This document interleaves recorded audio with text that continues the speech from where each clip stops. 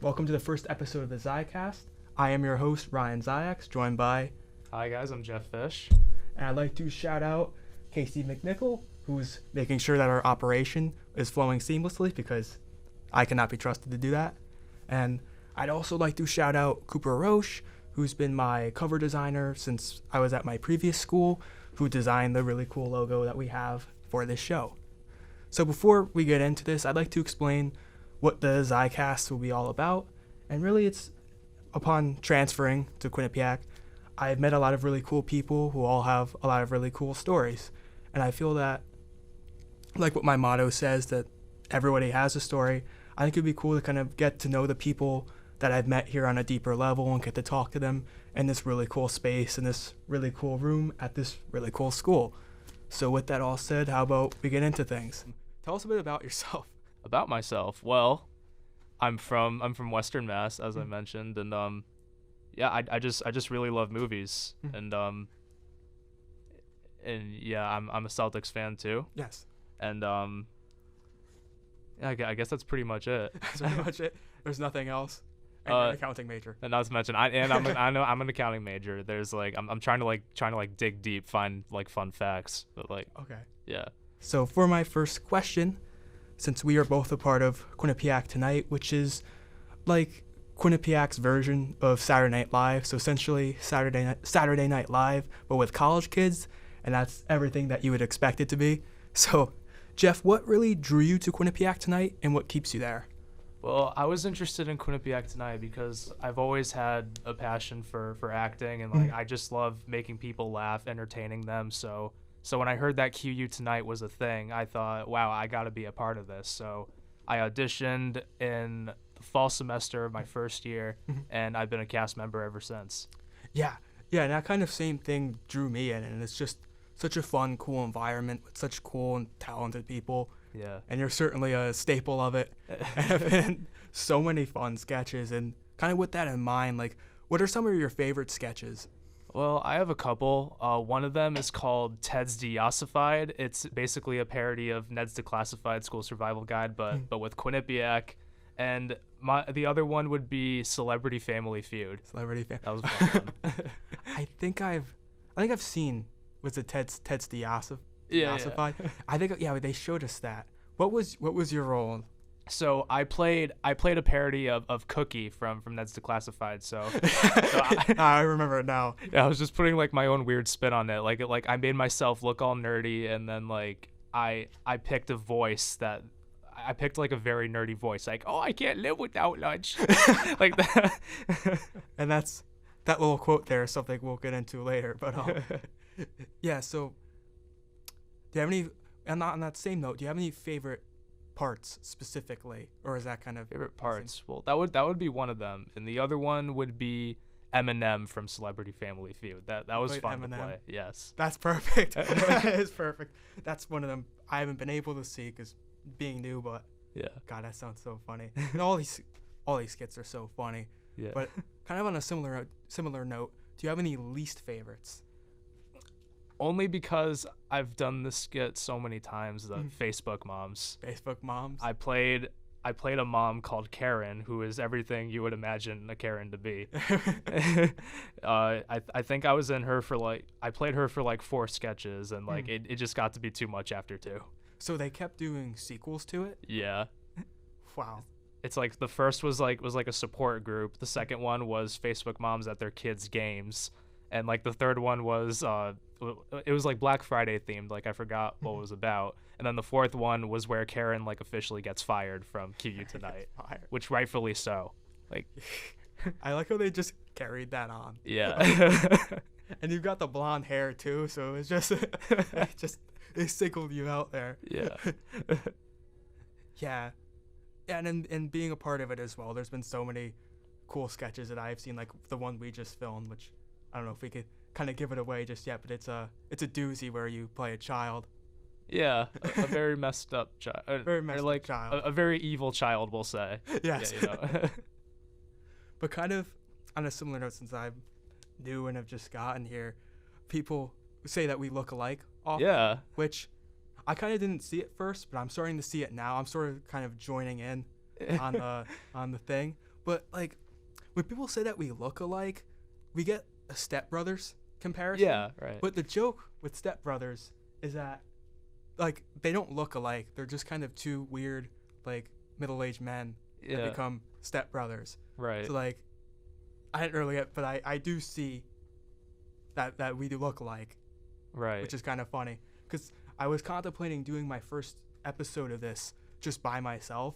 But then I thought, well, I could just get myself to be in it. Yeah. So, Here I am. So it all works out. I'm Ryan Ziaks, everybody. Right. It's like, and I'm Jeff Fish.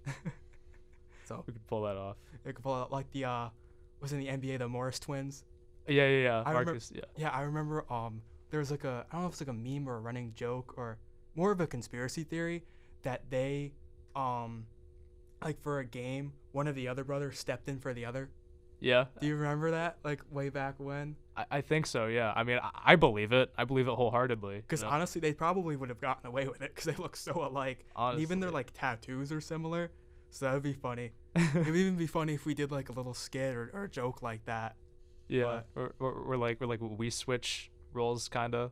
Like, it's yeah. very obvious it's not the same person. Yeah.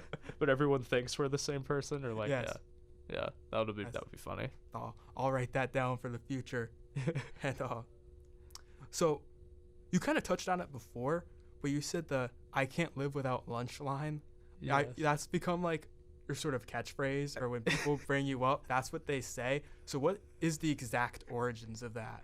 Okay, so yes, that is from Ted's Ziaks-Episode, as I mentioned, and it originally wasn't part of the script. It was so basically how it was supposed to go was that so the main characters in that script, it was Rada, me, and Aaron Russell, and basically we were in like a film competition, and so my character, he messed up, he submitted the wrong film, and then after that Rada says, "Fish, you recorded over our audio. Now we'll never win." And like my line was simply supposed to be like, "I'm sorry, I just love eating lunches." And then, but like when we were filming, I said that, and I was like, "I can't live without lunch."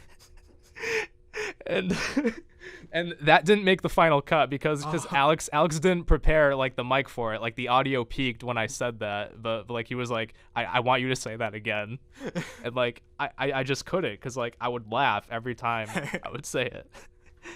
Yeah, so that's great to know, because I always thought that you were doing an Adam Sandler impression, because that sounds so closely to Adam Sandler. Yeah, it was kind of based off. It was of that, kind of based on, because I was thinking, I'm like, what Adam Sandler movie did he say that? But now actually knowing that makes a lot of sense. Yeah. So also, so you're from Mass, right? I am, yeah. So you're a big Celtics fan? I love the Celtics, favorite team ever. As am I. Yes. So I kind of wanted to talk about them a bit and just how like good they look this year. Oh yeah. Especially after they got Tingus Pingus. Who is this? I never heard of Latavia, or what I think I said. That's such an iconic video, because he's just, I think it was Michael Rappaport, and he's just hating on the pick. Yeah. And then Tingus Pingus, who is this guy?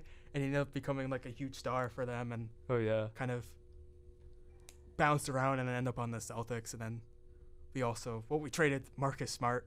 That was sad. I miss him.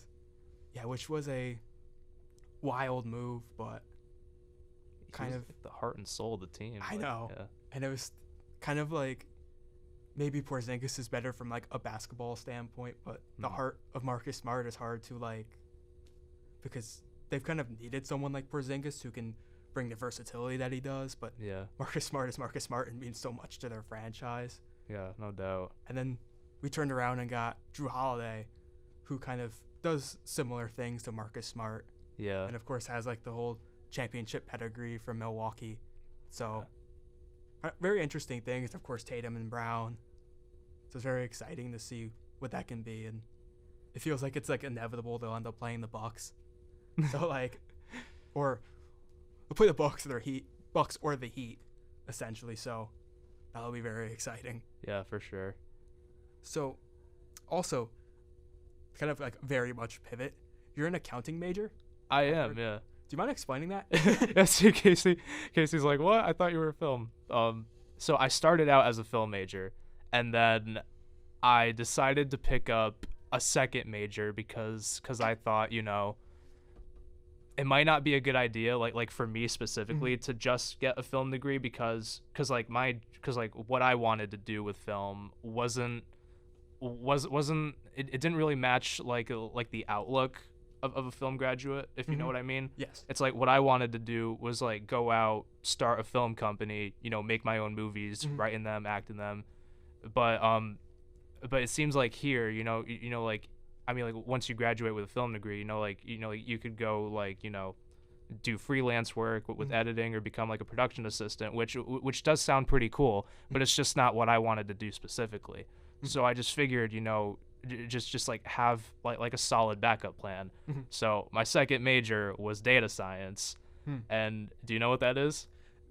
I can infer, but no, I don't exactly know what it is. Well, I didn't really know what it was either. Okay. And I didn't do enough research on it, and I just thought, I learned that, it wasn't for me. So I did a bunch of research, and I thought, like I'm dreaming of starting a film production company, so I should do something business related. And I thought, accounting would be the best route to go. And I've just majored in that ever since. And, I'm still taking part in my passions outside of it, because like I'm still doing QU Tonight and all that.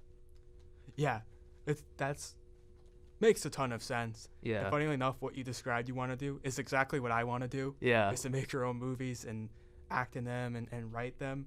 But I mean, what your plan is makes a ton of sense. Yeah. And like accounting, you'll actually be making money. So that's pretty good. Yeah. And like I'm not trying to like I'm not trying to like discourage people from not pursuing a film degree because like Quinnipiac has an awesome program for that, and quite honestly, like I miss taking film classes here. But it's just like you have to like think about like your own like personal goals and like and like if the program you're in really resonates with that. Yeah, it makes a ton of sense. And out of curiosity, are you thinking like a film minor, or are you just going strictly just with accounting?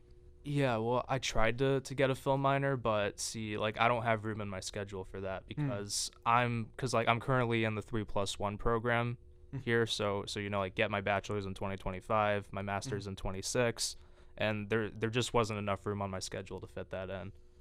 Interesting.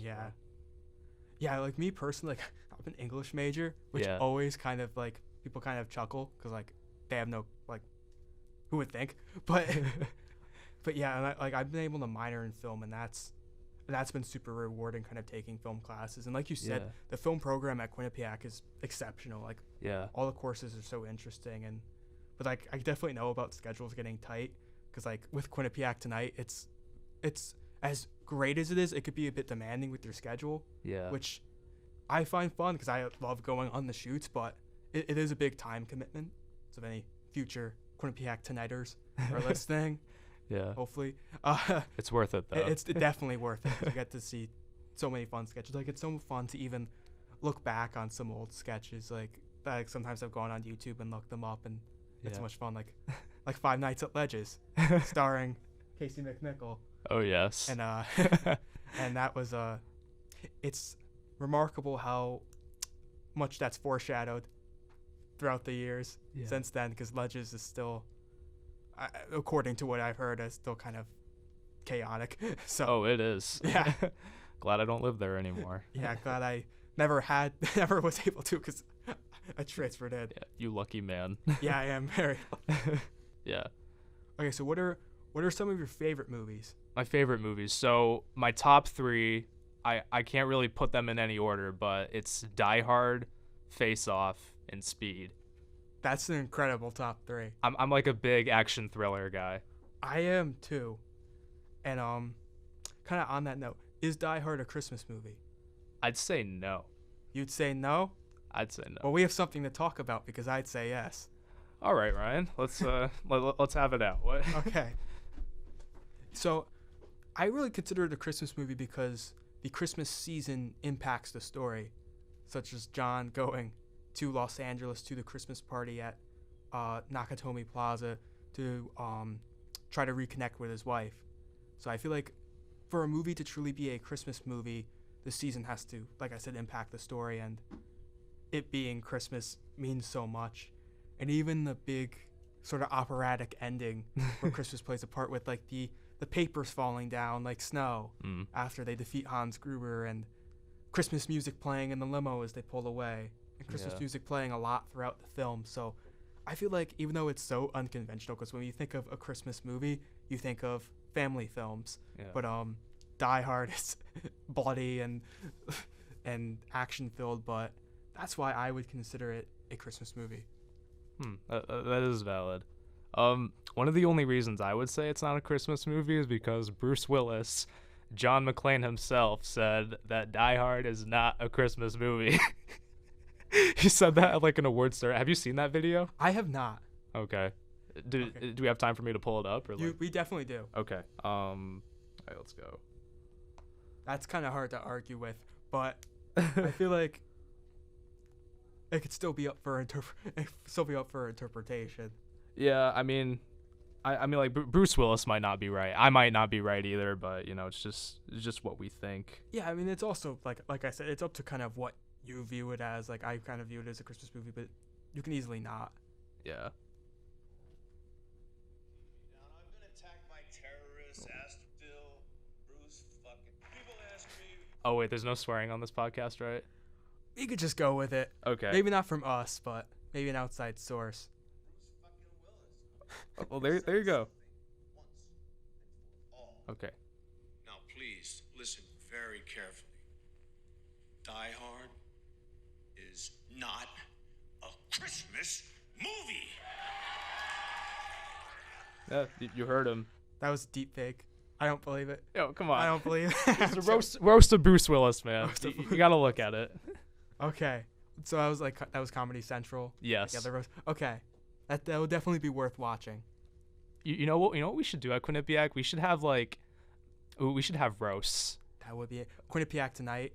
Like yes. Sort of like what we do with Gossip with Grace, kind of those segments. Yeah, like and that. Just have a roast of Aaron Epstein. That would be. Yeah. Oh my God. Oh God. We could really do almost anyone we have, because we have so much material on each other from being so closely associated with each other for so long. I know. It's like everyone's like so funny, and like there's like so much to go off of. Yeah.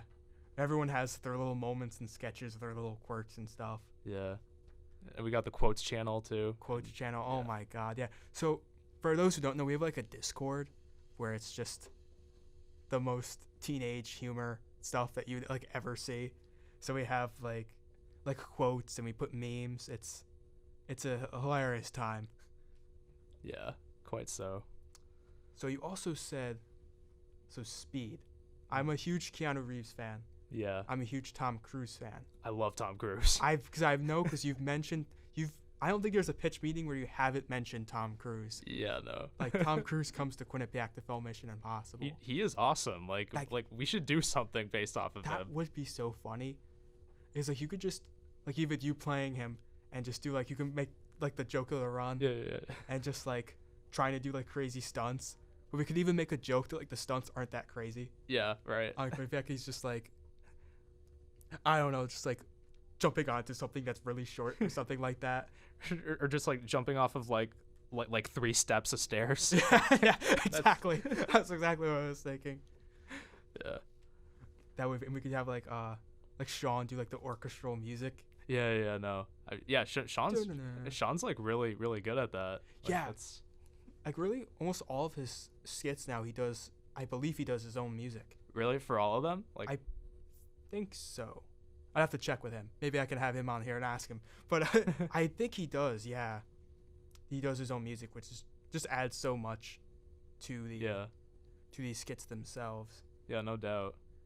And just to kind of see, I'm also for those who don't know, I'm the film beat reporter at Quinnipiac, so I report on movies for the school. So I'm like as I call myself, the friendly neighborhood movie guy. So that's why I always like to know what people's favorite movies are, because I feel that the art that people enjoy says a lot about them. Yeah. So it's fun to know like what people enjoy. So yeah, Speed's a great one. Love that one. And also Face Off I love as well. I think Face Off is very underappreciated because sometimes I feel like people don't know about it, but like when I first watched it, I'm like, oh my god, this is insane. Yeah. I mean, like it took a while to get one of my friends to watch it with me because you know they had no idea what it was. So like it was kind of like, oh, you are in for a treat, buddy. You are. Yeah. Like, You get Nicolas Cage. It's just peak Nicolas Cage. Yeah, He's losing exactly. his mind. And John Travolta too. John like Travolta. they absolutely killed it. You know, like playing like the direct opposite of each other. Like yeah. that. Oh, Castor Troy. I'm Castor Troy. It's just. Yeah, it's just so good, and John Woo, the director, is one of the coolest action directors. I know he has a movie coming out around this Christmas time. Really? I believe it's called Silent Night, and it's about a guy who's trying to revenge, I think, the death of his child, and I think he got like his throat shut, so he can't talk. Oh wow. So that's why like Silent Night. Wow. So it's like John Wick. That's crazy. That is crazy, but so like yeah, his action movies are always so insane. Yeah. I mean, have you seen any other John Woo movies besides Face Off? I've seen Mission Impossible too. Oh, that's right. Well, I mean, cause like, I'm wondering if Face Off is the only movie where like he uses doves. Uses doves. Interesting. To be like, yeah. I think I remember seeing some in Mission Impossible too, but like. Yeah. I guess it's like a John Woo thing. That is like a John Woo thing. I'm trying to think if I've seen any of his other movies. Because his style is so cool and fun. Like, for example, like John Wick movies used like the whole gun fu thing, so it feels like you're watching a John Woo movie because it's so inspired from it. Yeah. But off the top of my head, I can't think of another. But he's made so many cool ones. Yeah, no doubt. But also something. So how many? Since people at QU tonight can just like do so many fun impressions, how many impressions can you do? Oh God. I feel like I can do a fair amount. I mean, I did Dr. Phil one time. I was like, now what is wrong with you? It's like you stole your parents' credit card for this. You kind of sound like Mr. Mackey. Yeah, I can do that too. And like I could also do like Seth Rogen a little bit, like hey. That's good. Thanks. And I guess Eminem a little bit. I don't think you've seen that yet. Like I want to hear it. I'm Eminem. You already know this is my show. Like Mathers. Yeah. Yeah. I love Eminem. He is so good. It's like I didn't really like start listening to him until like late in high school, and like it just like I don't know. It's like his lyrics like don't resonate with me, but like the songs are just so good. Yeah. Like every boy is their revelation when they find out Eminem and they start listening. Yeah, it's usually like that middle school, high school age. Yeah. They uncover Eminem. Yeah. So yeah, do you have any others? Any others? I mean, not off the top of my head. I don't. Off the top of my head, top of your head. Yeah. Yeah, I can. On the topic of speed, I can kind of do Keanu Reeves. Yeah. All right. Let's see it. That better be a licensed toy, or I'm going to freak out. Is that? See, I got a chuckle from Casey, so that was my confirmation. Yeah, that was good. That was Super Pets, right? Or, that was Super Pets. Yeah, I forgot what the name of the movie was. Yes, exactly. But where he played Batman, which is so cool. Like it's kind of like something we never knew we needed. Yeah. Because like Keanu Reeves playing Batman, like let's say in the 90s, like around the time of like the original Matrix movie, that would have been so cool. That would have, yeah. It's like, yeah. It just and now we get it like animated. But yeah. Like, yeah. Kind of cool. It sort of works out in a way. Yeah, I feel that. Yeah. So is there anything else that you'd want to talk about? I guess I guess I don't really have anything else, but I mean, what kind of movies do you like? Ah, that's a great one. So I don't necessarily have a favorite movie, but I have like a top 4 to 5 that I just love. Yeah. So The Dark Knight would be the first one I always mention because it's the movie I've seen the most. Yeah. Then I would say Prisoners by Denis Villeneuve, the director, with Hugh Jackman and Jake Gyllenhaal. I remember that. Yeah, that was a good one. That's a great, just another like thrilling and just insanely good movie. La La Land is up there with starring myself, Ryan Gosling. Yeah. No, I'm blanking. The Shawshank Redemption, Oh, that's a good one. I'd also put up there. And then maybe also by Denis Villeneuve, Blade Runner 2049, Oh wow. and so many other Christopher Nolan movies I could put up there, like Interstellar, Inception. Huh. Place Beyond the Pines is a movie I also love. What's that? So it's kind of weird to explain. The plot is almost like a spoiler, like to give a Okay. summary, but it's kind of like this kind of triangle of generations in one like small town. Ryan Gosling and Bradley Cooper are in it. Okay. I genuinely think it's one of the best movies I've ever watched, and I just feel like most people have never talked about it. So for anyone listening, that's one of my kind of underappreciated movie recommendations. I'll have to give it a watch then. Definitely. Yeah. So La La Land, it kind of makes me think of Damien Chazelle, obviously, who directs it. Have you ever seen one of his other movies, Whiplash? I have seen Whiplash, and that is also, I think, one of the best movies I've ever watched. I agree. Like, it's just I mean, like, I feel like J.K. Simmons, like, in that movie was like, I think he carried the whole thing. I know he won an Oscar for that. Yeah. And it was, like you said, he was just so like commanding and powerful on screen. Yeah. And he's just like has an just emotional effect on you as you're watching. It makes you so uneasy. I've also seen Babylon. Babylon. Were you able to catch that one? I never saw that one, but I heard it's all right. So I really liked it, and I feel like most people didn't. It got kind of mixed reactions. Mm-hmm. And it kind of had like, I feel like it sort of came and went, which was weird for how big of a director that he is. And sort of like, he also had that with when he made, I feel like First Man, which isn't as talked about, but of course Whiplash and La La Land are very iconic like 2010s movies. Yeah. Which is an era that we're so linked to. And that was a good time for movies, I feel. It really was. And especially music. Yeah, definitely. I feel like after 2016, music just like went down, you know? Yeah, because kind of like, I feel like songs from the 2010s, they're like radio songs. They're like fun, upbeat, like, I guess you could say like party songs. And now I feel like music is just made for like Spotify or like TikTok. Yeah. Like it's kind of like they're catchy, but they're not. I don't want to say not good because that's subjective, but not really. They don't have the same energy that music used to. Yeah, I'd agree with that. I mean, why do you think at like every Q Tonight meeting, it's like all the songs we play are from like early 2000s? Yeah, we play like 2015 and Katy Perry, and everybody gets lit. Like, such a good time. It is such a good time, and it's just kind of music that we resonate with because like the 2010s is super nostalgic for us, and I feel like as we continue to get older, there'll be more nostalgia towards that era. Yeah, because there's so many like, even beyond music, like early iPhones and things like that. Like, remember iFunny? I do. Wow, you just unlocked a memory. Exactly. like iFunny, like just being on Q Tonight. That's something we're probably on, and like that's something that's so funny to like 2010s, and of course movies, music, television. A lot of weird stuff. Like we thought the world was gonna end in 2012. I remember being absolutely scared. Yeah, that. I was like, I was telling my family, like guys, I love you so much.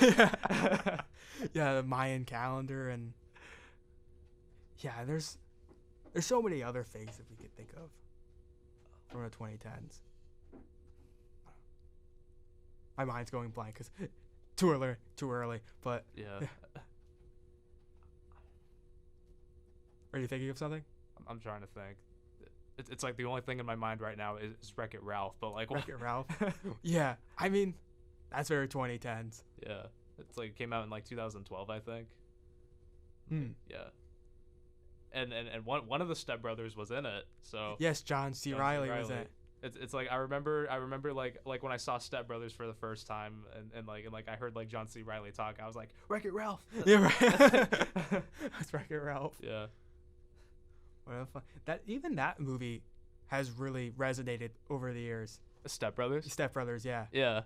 Like, I remember even seeing an interview with Ryan Gosling where they asked him about his favorite movies, and he said that like the favorite movie that he tell everybody that he has is On the Waterfront with Marlon Brando. Yeah. But he said that like his like I want to say like guilty pleasure favorite movie would be Step Brothers.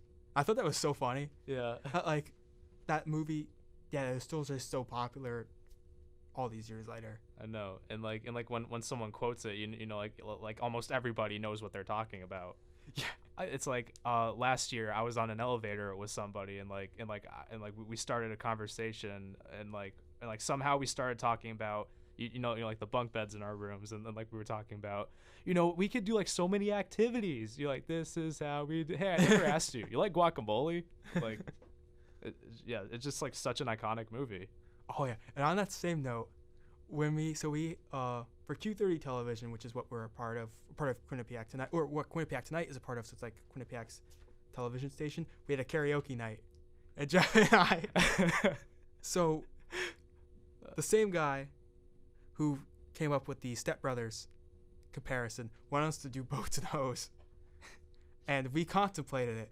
We deliberated, we thought about it, but then we realized how embarrassing it might end up being. It would, yeah. And it's funny, but it's not really singing. Yeah. If that makes sense. Uh-huh. And I really wanted to do a Michael Bublé song. And so you did. And so I did. And you killed it. Thank you. Yeah, it was a fun experience because I started singing. No, I sang the whole first little line on the screen, and then it started playing. Yeah.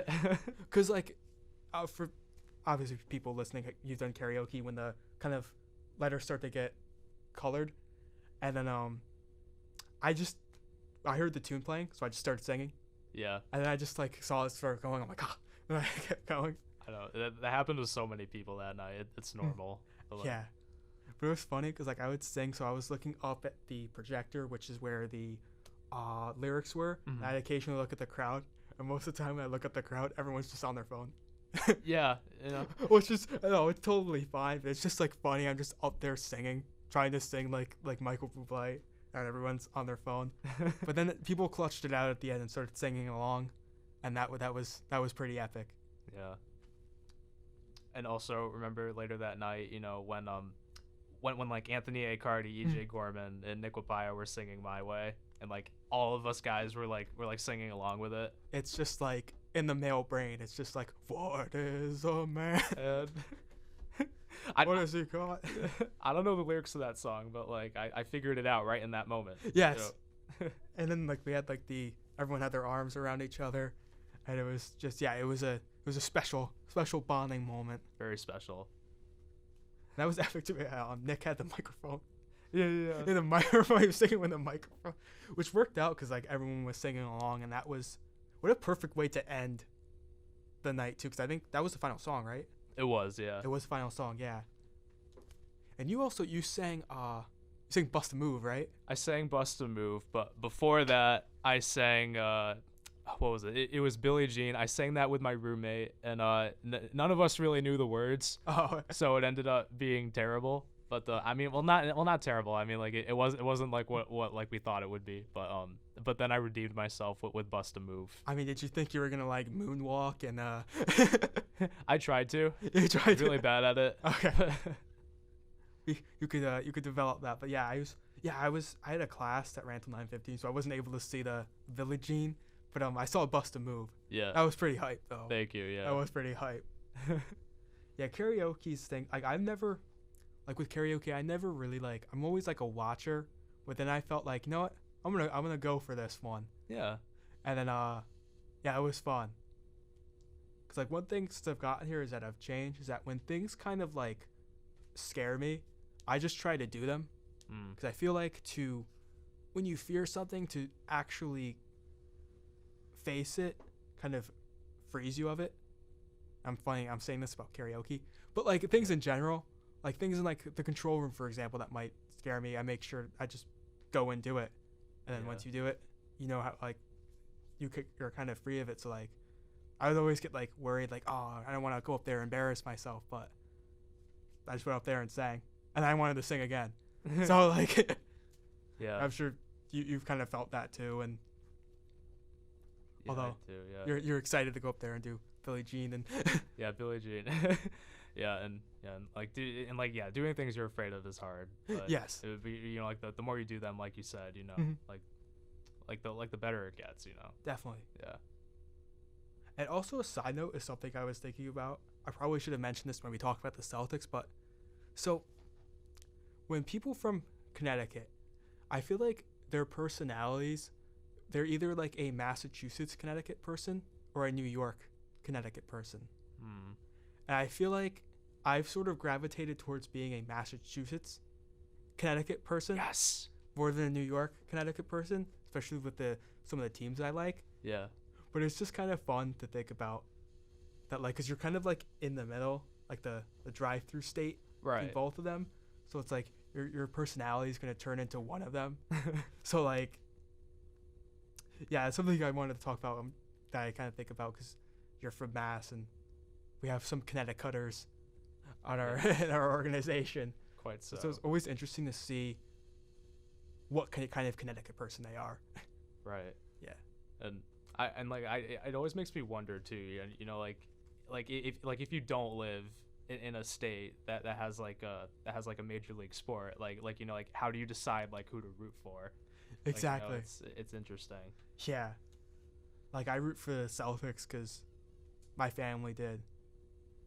And on that actually interesting note, so I also could have brought up when we talked about the Celtics. So my grandpa was actually able to see Bill Russell play in person Wow. a long time ago, That's crazy. which is insane to kind of think about. So on that note, is there anything else that you wanted to talk about or discuss? No, I guess that's it for me. Thank you for asking me to come on the show. It's been fun. Of course, yeah. Thank you for coming on, and thank you. Of course, I'm very new to this, so I'm still kind of figuring Yeah. this stuff out in a job. But thank you for being patient and for coming on, and thank you, Casey, for Thank you. operating, for making sure that I don't mess this up. So, with that all said, thank you all for listening. This was the first episode of the Zicast. I don't know if this is kind of what I'm going to continue, or the way that this way I have it right now is what I'm going to continue to do, but I guess we'll see as time goes on. So thank you for listening. This is Ryan Ziaks from the Zicast, where everyone has a story. I'm signing off. Thank you so much.